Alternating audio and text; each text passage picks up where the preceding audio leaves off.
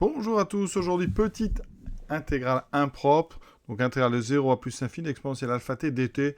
On va dire que c'est assez simple et ça permet comme ça d'initialiser ce chapitre assez intéressant.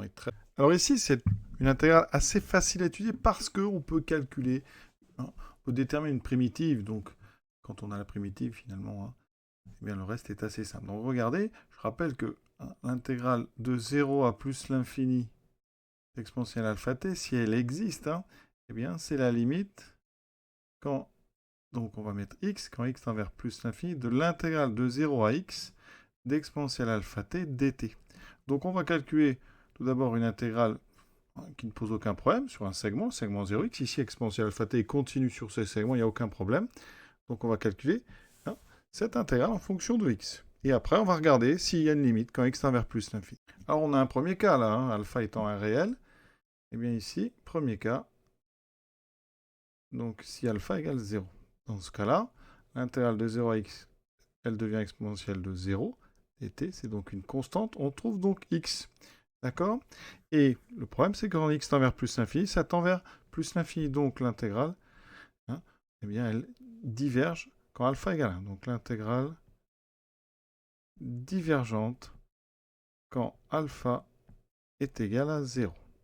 Donc on a déjà traité un premier cas. Deuxième cas, on va pouvoir donner une primitive maintenant. Donc on va faire un deuxième cas, alpha différent de 0.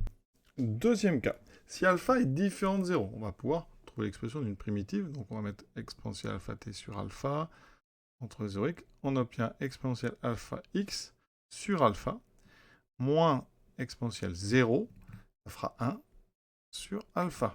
Donc là on a deux cas, parce que l'exponentielle alpha x, ça dépend du signe de alpha. Donc, si alpha est strictement positif, alors la limite exponentielle alpha x sur alpha, moins sur alpha, eh bien, elle vaut, de façon assez claire, plus l'infini. L'exponentielle alpha x va tendre vers plus l'infini. Donc, notre intégrale, elle est divergente quand la limite est plus l'infini. Et donc, maintenant, dernier cas, si alpha strictement négatif, alors on voit bien que la limite l'exponentielle alpha x sur alpha moins 1 sur alpha x. L'exponentielle alpha x va tendre vers 0. D'accord? Donc tout ça va tendre vers moins 1 sur alpha.